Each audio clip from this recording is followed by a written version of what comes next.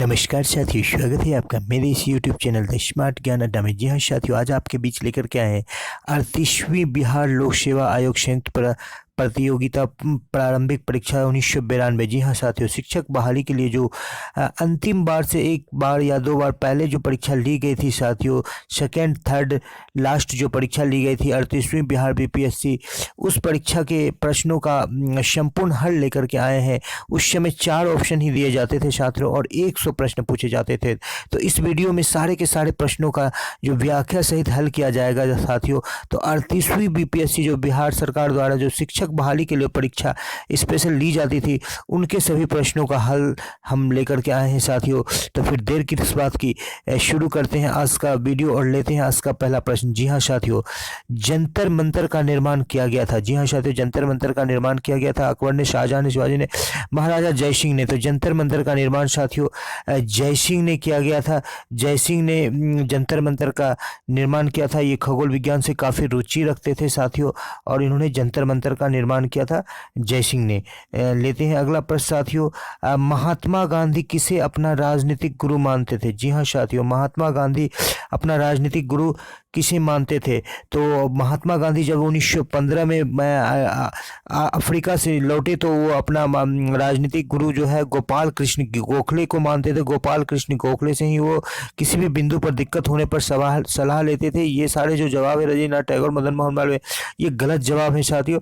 गोपाल कृष्ण गोखले ही महात्मा गांधी के राजनीतिक गुरु थे, वही सलाह देते थे और उनके सलाह को वो मानते थे साथियों। लेते हैं अगला प्रश्न, साइमन कमीशन पहली बार भारत कब आया। जी हाँ साथियों, साइमन कमीशन भारत जो आया वो 3 फरवरी 1928 को आया था साथियों। 3 फरवरी 1928 को साथियों आया था और ये मॉन्टेगू चेम्सफोर्ड 1919 की जो एक्ट थी उसकी समीक्षा के लिए आया था और इसमें जो 7 सदस्य थे 7 विदेशी थे, इसलिए इसका बहिष्कार किया था। इसी दौरान जो है जो पुलिस ने लाठीचार्ज किया था तो लाला लाजपत राय की मृत्यु हो गई थी साथियों। चौथा प्रश्न लेते हैं, कांग्रेस पार्टी ने किस वर्ष पूर्ण प्रस्ताव का पास किया, पूर्ण स्वराज का। जी हाँ साथियों, कांग्रेस पार्टी ने 1929 में पूर्ण स्वराज का प्रस्ताव किया और रावी नदी के तट पर जो है नेहरू जी ने जो है पूर्ण स्वराज की घोषणा की थी और तिरंगा झंडे को फहराया था साथियों। तो लेते हैं अगला प्रश्न, ये आपका यदि वीडियो पसंद आ रहा है तो वीडियो को लाइक कर दे और चैनल को सब्सक्राइब कर दे ताकि आने वाली वीडियोज की नोटिफिकेशन आपको मिलती रहे साथियों। वर्ष 1919 भारतीय इतिहास से किससे संबंधित है। जी हाँ साथियों, 1919 में बहुत ही खतरनाक, बहुत ही त्रासदीपूर्ण घटना हुई थी, जलियांवाला बाग हत्याकांड, उससे संबंधित है वर्ष 1919। जो रोलेट एक्ट के विरोध जो काला कानून बनाया गया था, बिना किसी वारंट के जो लोगों को गिरफ्तार करने का जो कानून था, जिसके अंतर्गत जो सैफुद्दीन किचलू और डॉक्टर सत्यपाल को जो है गिरफ्तार कर लिया गया था। इसी के एवज में जलियांवाला बाग में जो 1919 13 अप्रैल 1919 को घटना घटी थी। जी हाँ साथियों, अगला प्रश्न लेते हैं, वंदे मातरम गीत के रचनाकार कौन है। जी हाँ साथियों, वंदे मातरम गीत के रचनाकार बंकिम चंद्र चटर्जी है साथियों। बंकिम चंद्र चटर्जी के जो आनंद मठ पुस्तक है उसी से लिया गया है वंदे मातरम का गीत साथियों। पाकिस्तान का अलग राज्य आंदोलन का नेतृत्व किसने किया साथियों। तो पाकिस्तान में जो अलग राज्य बनाने का जो नेतृत्व है किया साथियों, ये नेतृत्व मोहम्मद अली जिन्ना ने किया था साथियों। मोहम्मद अली जिन्ना ने किया था, इसका नेतृत्व मोहम्मद अली जिन्ना ने किया था। तो इसका जवाब है मोहम्मद अली जिन्ना, इसका सही जवाब है साथियों। लेते हैं 8वां प्रश्न, आप अतिरिक्त ऑप्शन को देख सकते हैं साथियों, ये सारे गलत जवाब है। और भारतीय राष्ट्रीय कांग्रेस की स्थापना कब हुई। जी हाँ साथियों, आप जानते ही होंगे भारतीय राष्ट्रीय कांग्रेस की स्थापना 1885 ईस्वी में हुई और A.O. ह्यूम ने की, जो रिटायर्ड ब्रिटिश ऑफिसर थे, इन्होंने ही की। और W.C. बनर्जी जो है पहले अध्यक्ष थे। जो पहला बैठक हुआ था जिसमें 72 प्रतिनिधियों ने हिस्सा लिया था मुंबई में। जी हाँ साथियों, कौन सा प्रसिद्ध भारतीय नेता सीमांत गांधी के नाम से जाने जाते हैं। जी हाँ साथियों, बहुत ही फेमस सवाल है। खान अब्दुल गफ्फार खान को जो है सीमांत गांधी के नाम से जाना जाता है साथियों। ये जो है महात्मा गांधी के सविनय अवज्ञा आंदोलन में जो है लाल कुर्ती आंदोलन के प्रणेता थे और इनको सीमांत गांधी के नाम से जाना जाता है। द्वितीय विश्व युद्ध के समय ब्रिटेन के प्रधानमंत्री कौन थे साथियों। ब्रिटेन के प्रधानमंत्री विंस्टन चर्चिल थे साथियों। द्वितीय विश्व युद्ध के समय ब्रिटेन के प्रधानमंत्री विंस्टन चर्चिल थे। लेते हैं अगला प्रश्न, टीपू सुल्तान ने अपनी राजधानी कहाँ बनवाई। टीपू सुल्तान ने अपनी राजधानी जो है साथियों वो मैसूर श्रीरंगपट्टनम में बनवाई थी और वहाँ पर टीपू सुल्तान ने जो है जैकोबिन क्लब का वो सदस्य भी बने थे। जैकोबिन क्लब जो कि फ्रांस की क्रांति हुई थी उससे लेकर के, और वो वृक्ष भी लगाया था एक प्रतीक के रूप में, और उसी समय उन्होंने अपना राजधानी कहाँ बनाया था, श्रीरंगपट्टनम में। इंडिया विंस फ्रीडम के लेखक कौन है? इंडिया विंस फ्रीडम में जो है 1920 से 1947 के इतिहास को बताया गया है साथियों कि किस तरह से आज़ादी हुई थी, और इसके लेखक हैं अबुल कलाम आज़ाद, जो कि भारत के पहले शिक्षा मंत्री भी थे साथियों। लाइफ डिवाइन पुस्तक के लेखक कौन है साथियों? तो लाइफ डिवाइन पुस्तक, डिवाइन मतलब होता है आध्यात्म से संबंधित, तो आध्यात्मिक जो थे अरविंद घोष जो है इस पुस्तक को लिखा है जिसमें आध्यात्म का वर्णन किया गया है साथियों। डिवाइन लाइफ के लेखक कौन है? अरविंद घोष है साथियों, इसमें आध्यात्म का वर्णन किया गया है साथियों। तो महारानी विक्टोरिया को भारत की सामग्री कब सूचित किया गया? यहाँ सम्राट का जो है स्त्रीलिंग शब्द दिया गया है साम्राज्ञी। तो 1857 की जब क्रांति हुई तो काफ़ी हलचल मच गया इंग्लैंड लंदन में भी साथियों, और 1858 में ही विक्टोरिया को इंडिया का सामग्री नियुक्त कर दिया गया, यानी कि महारानी नियुक्त कर दिया गया साथियों। तो यहाँ पर जो है लेते हैं आज का 15वां प्रश्न। कला की गंधार शैली निम्न में से किसके समय में फूली फली? तो कला की गंधार शैली जो है तो कुषाणों के समय में फूली फली साथियों। और निम्नलिखित में से कौन सा युग में जो है कि वो गलत है? तो इसमें से ये आप देख लेते हैं साथियों कि भीमसेन जो है शास्त्रीय संगीत ये सही है, अल्लाह रखा तबला सही है, देवी चौधरी सितार भी सही है, और MS सुब्बालक्ष्मी जो है बांसुरी ये गलत है साथियों। इस सवाल का सही जवाब है MS सुब्बालक्ष्मी, यानी कि गलत इसमें से चुनना है। निम्नलिखित में से नृत्य और उसके राज्य के नाम दिए गए, इसको मिलाना है साथियों। तो इसमें से जो है आंध्र प्रदेश में जो है ये बुर्रा नृत्य किया जाता है साथियों, असम में बिहू किया जाता है, हिमाचल प्रदेश में नटी, और राजस्थान में घूमर किया जाता है। इस हिसाब से 1 का B, 2 का A, 3 का D और इस तरह से तीसरे नंबर का जो जवाब है वो बिल्कुल सही जवाब है साथियों। लेते हैं अगला प्रश्न। निम्नलिखित में से कौन सा कथन असत्य है? जी हाँ साथियों, लेते हैं। संयुक्त राज्य अमेरिका में सरकार संघीय प्रणाली, भारत में सरकार की संघीय और एकात्मक दोनों प्रणाली, फ्रांस में सरकार की संघीय प्रणाली है, पाकिस्तान में प्रधानमंत्री की नियुक्ति वहाँ की जनता द्वारा की जाती है। ये जो प्रश्न दिया गया है साथियों पॉइंट, पाकिस्तान में प्रधानमंत्री की नियुक्ति वहाँ की जनता द्वारा की जाती है, ये गलत है साथियों। लेते हैं 19वें नंबर का प्रश्न। भारत के उपराष्ट्रपति के संबंध में कौन सा कथन असत्य है? उपराष्ट्रपति के विषय, इसकी योग्यता प्राप्त करने के लिए प्रत्याशी को कम से कम 35 वर्ष का होना चाहिए। जी हाँ साथियों, इसके अलावे जो है और कौन सा पॉइंट दिया जा रहा है देख लेते हैं। उपराष्ट्रपति जो है उपराष्ट्रपति राज्यसभा का सभापति होता है। उपराष्ट्रपति का चुनाव भारत का राष्ट्रपति करता है। भारत के प्रथम उपराष्ट्रपति राधाकृष्णन थे। तो ये जो तीसरे नंबर का पॉइंट है कि उपराष्ट्रपति का चुनाव राष्ट्रपति करता है, ये बिल्कुल गलत है साथियों। अगर कोई वित्त विधेयक लोकसभा द्वारा स्वीकृत हो जाए तो उसे राज्यसभा अधिक से अधिक कितना दिन तक रोक सकती है? काफ़ी फेमस सवाल है साथियों कि यदि उस किसी वित्त विधेयक को जो लोकसभा स्वीकृत कर दे तो उसे राज्यसभा कितने दिन तक रोक सकती है? अधिक से अधिक 14 दिन तक रोक सकती है साथियों, उससे ज़्यादा नहीं रोक सकती है। 21वें नंबर का सवाल लेते हैं साथियों।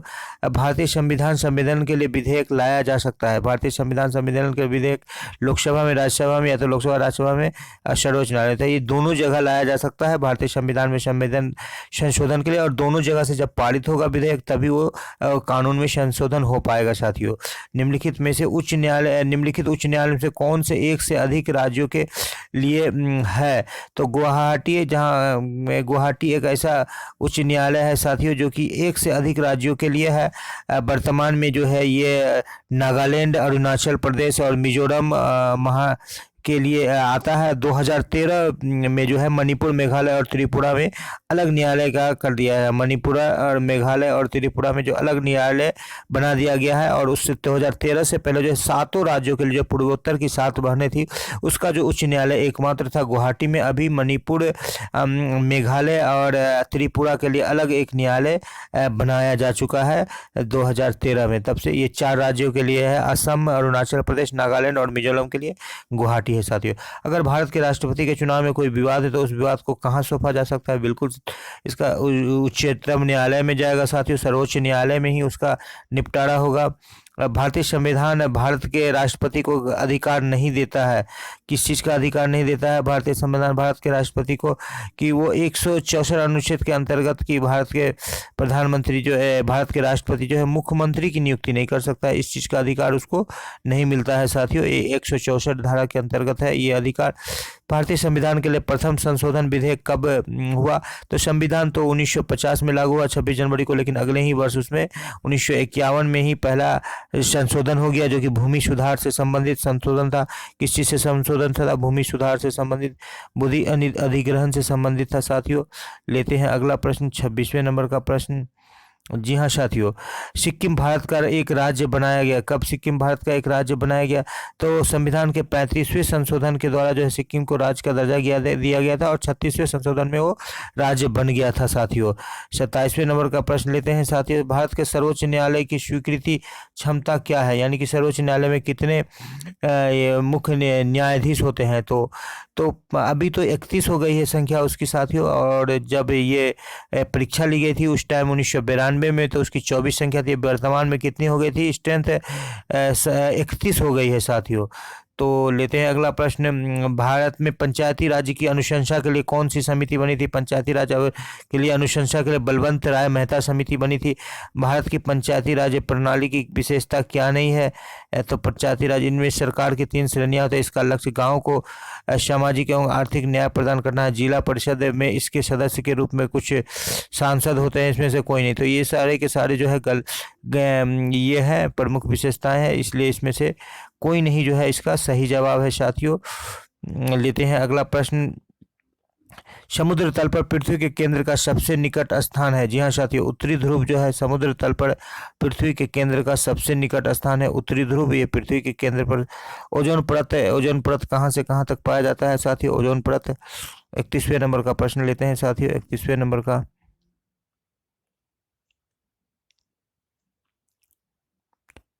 अंटार्कटिका को वायुमंडल की स्थिति ओजोन परत जो पाई जाती है साथियों 15 से लेकर के 20 किलोमीटर के रेंज में जो है ओजोन परत पाई जाती है, जो कि क्लोरोफ्लोरोकार्बन जो पराबैंगनी किरणों को रोक लेती है ओजोन परत, और हमें हमारे पृथ्वी में रहने वाले जीवों को भयंकर गर्मी से बचाती है, जिसे पृथ्वी का सुरक्षा कवच भी कहा जाता है। पृथ्वी तक सूर्य के प्रकाश को पहुंचने में कितना समय लगता है साथियों? ये 8 मिनट का समय लगता है। काफ़ी फेमस सवाल है साथियों। लेते हैं आज का अगला सवाल। जी हाँ साथियों, बड़ी लाइन में 2 पटरियों के बीच की दूरी कितनी होती है? बड़ी लाइन में 2 पटरियों के बीच की दूरी जो होती है साथियों 1.67 मीटर होती है, जिसको कि हम लोग 5.5 फीट कहते हैं। 1.67 मीटर होती है, और जिसको कि हम लोग 5.5 फीट कहते हैं। बड़ी लाइन के बीच में मीटर गेज में 1 मीटर की दूरी होती है, और नैरो गेज में 0.61 मीटर की दूरी होती है। लेते हैं अगला प्रश्न, लक्षद्वीप टापू स्थित है।